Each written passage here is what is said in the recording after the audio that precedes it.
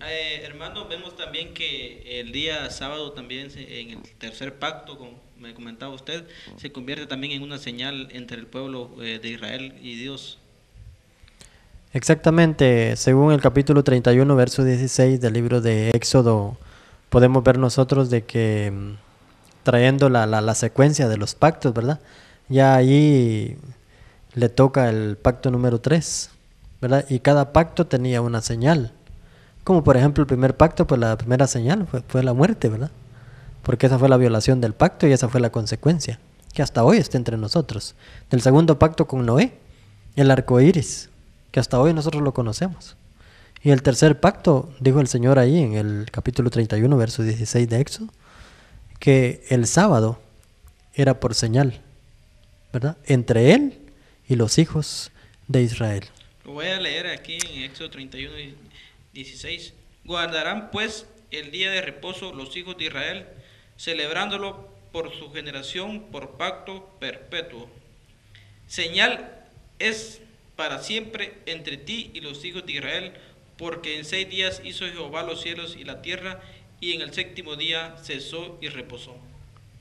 Ahí nos damos cuenta, ¿verdad? De que es una señal entre Dios y los hijos de Israel. Igual Ezequiel capítulo 20, verso 12, ¿verdad? Dice, y les di también mis sábados para que fuese por señal entre mí y ellos, para que supiesen que yo soy Jehová que los santificó.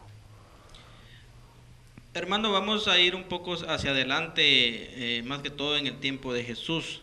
Cómo es que Jesús también, siendo de la familia de los hijos de Israel, también siendo un judío, también él es guardador de la ley y también guarda el sábado. Según lo que vemos en Lucas 4:16, vemos ahí que Jesús, después de haber subido haber ido al desierto a ser tentado, él regresa a Nazaret, donde se había criado. Exactamente. Entonces vemos ahí que Jesús, un día de reposo, dice que entró a la sinagoga y se puso a leer el libro del profeta Isaías.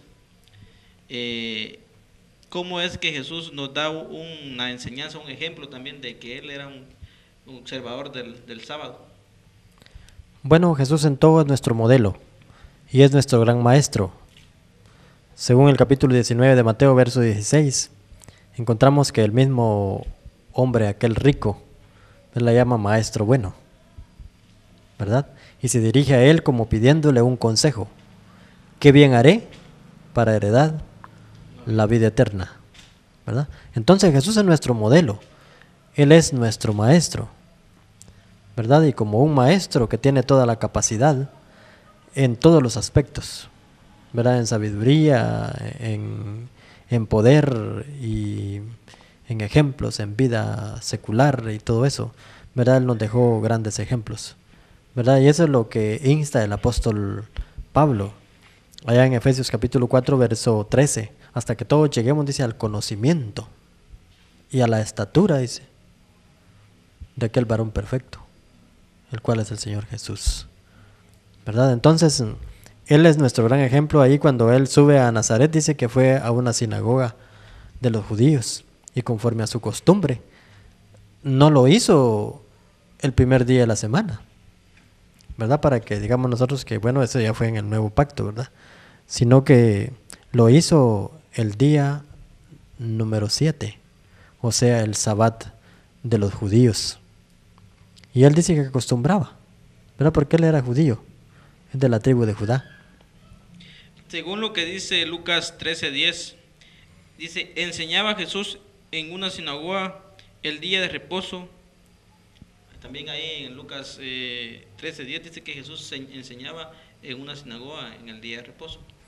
Nunca encontramos a Jesús enseñando en el día primero de la semana. En los otros días podría él enseñar, pero no era de que él estuviera respetando el mandamiento número 4, lo cual es el Sabbat, sino que porque la ocasión se daba, ¿verdad? Que él entrara a la sinagoga o fuera con los discípulos a algún lugar especial o al Monte de los Olivos a dar un sermón o a enseñar, pero nunca el Señor violó el día de reposo en ese aspecto de dejarlo de guardar, ¿verdad? Como los fariseos lo tildaban muchas veces, que lo había violado, pero no era que el Señor trabajaba, ¿verdad? Por ejemplo, cuando le da la sanidad a aquel hombre paralítico de 38 años de sufrimiento que estaba en el estanque de Siloé, pero ahí lo tildaron que Jesús había violado el sábado, ¿verdad? Entonces el Señor en sus referencias bíblicas les dice, bueno, ¿qué es menester hacer, el bien o el mal? ¿Dar la vida o quitarla? ¿Quién de ustedes se le va su asno en el foso no lo saca? Si se le va el buey no lo saca. Si se le va la oveja no lo saca en día de reposo. Este hombre no podía ser libertado de su enfermedad en día de reposo. Pero sucedía de que como ese hombre ningún beneficio les daba a ellos sanarlo en día de reposo, pero el asno les servía a ellos para sus cargas. El buey les servía para trillar la tierra y también daba carne y también daba cuero, ¿verdad? Y la oveja daba leche y daba lana. Entonces esos tres animales eran beneficiosos para ellos, y ¿quién no los sacaba si en el día de reposo se iban en el foso? Pero a ese hombre ningún beneficio les daba, y era por eso que estaban tildando al Señor Jesús. Jesús lo que cambia sobre el sábado es la forma en que debe guardarse, porque pienso yo que la forma en que los judíos, los fariseos guardaban el sábado era una forma tal vez que no tenía prácticamente el amor hacia los demás. Como Jesús dice que quería prácticamente que se hiciera justicia. Ajá, entonces cuando vemos ahí que Jesús sana a los enfermos en el día de reposo, los fariseos muchos lo cuestionan sobre que Él hace prácticamente trabajos en el día sábado. Y también Jesús dice, mi Padre trabaja y yo trabajo.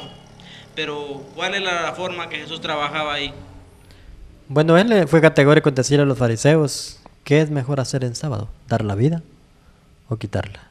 Nunca lo vimos con una piocha, con un asadón, con una cuchara de albañil, o con un machete chapeando un terreno, o manejando un tractor, o manejando un carro ganando dinero para él en ese día, o sea, lucro de ese día, sino que siempre vimos a Jesús haciendo el bien, como por ejemplo hoy, en nuestra época.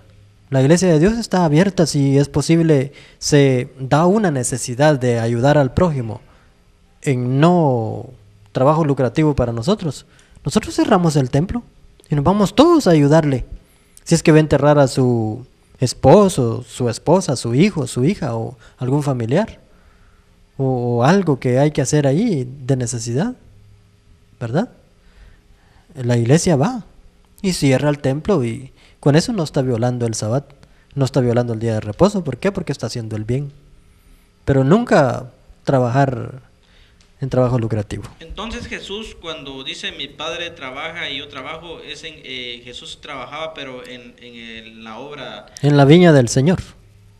O sea, en la viña del Señor no hay descanso. Entonces no hay descanso. Es como nosotros, por ejemplo, el sábado.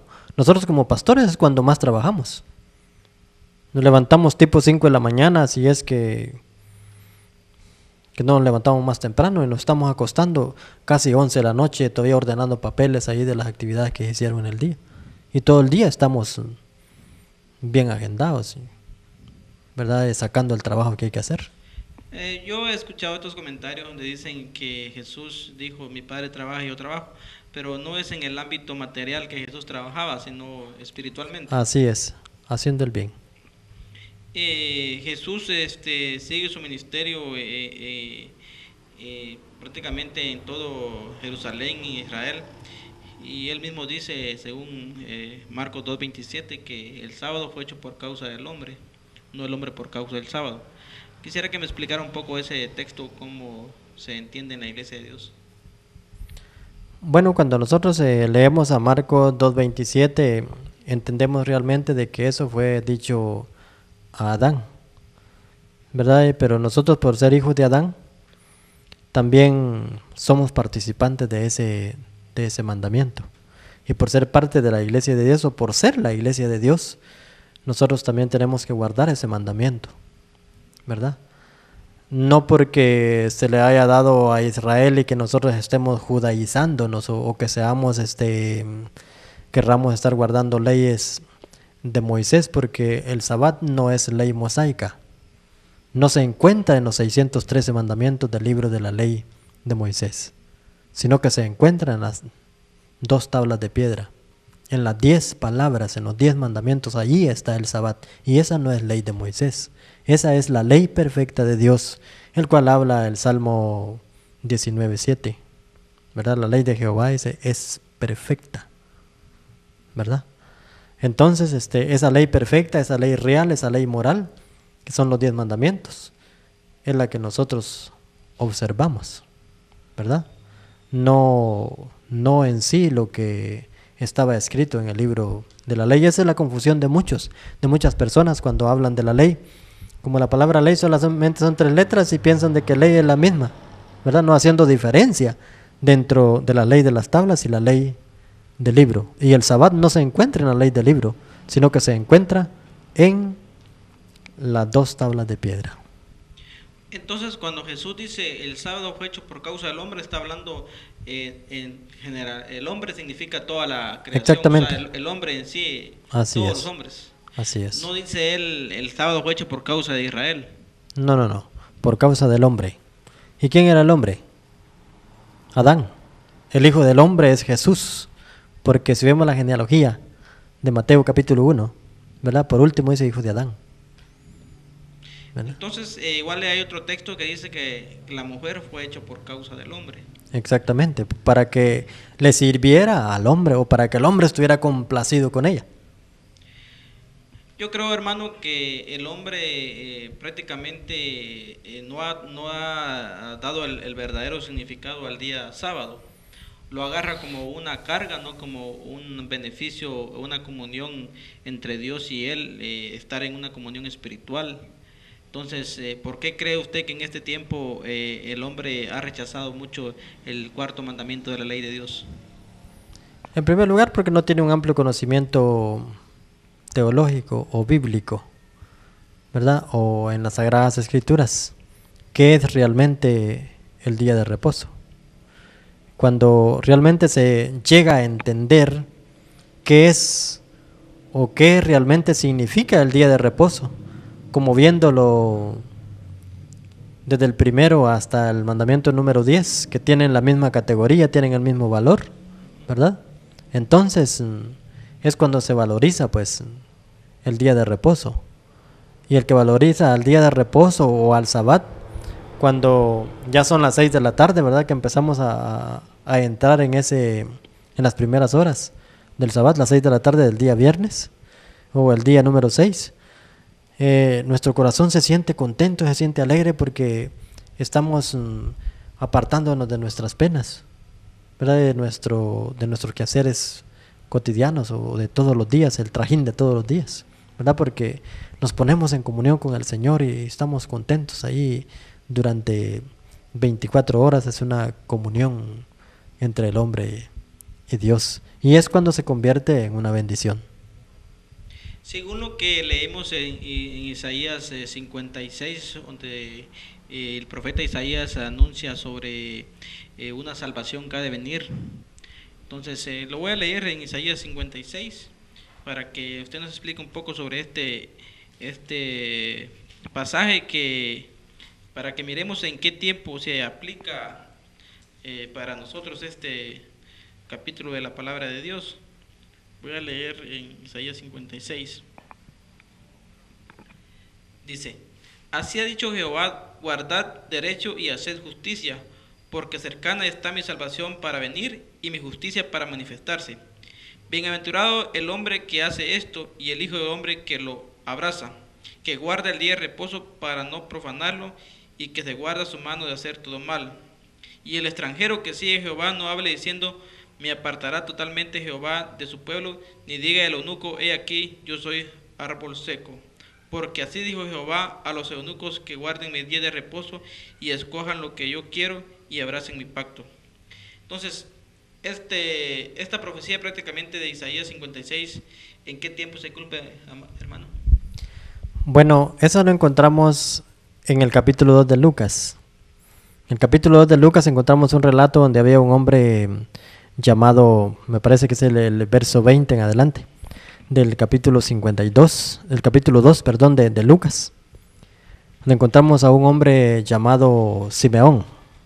Dice que este era temeroso de Jehová, ¿verdad? Y cuando se cumplió los 8 días de el nacimiento del Señor Jesús, cuando iba a ser circuncidado, según la ley del libro, la ley mosaica, Jesús fue circuncidado al 8º día. Entonces, cuando ellos llegaron al templo, cuando José y María llegaron al templo, ahí estaba Simeón. Y cuenta la historia bíblica que cargó en sus manos al niño y dijo, bueno, ahora, dijo él al Señor, despide a tu siervo en paz, porque ha visto al Salvador del mundo, y mis ojos han visto, dice, la salvación.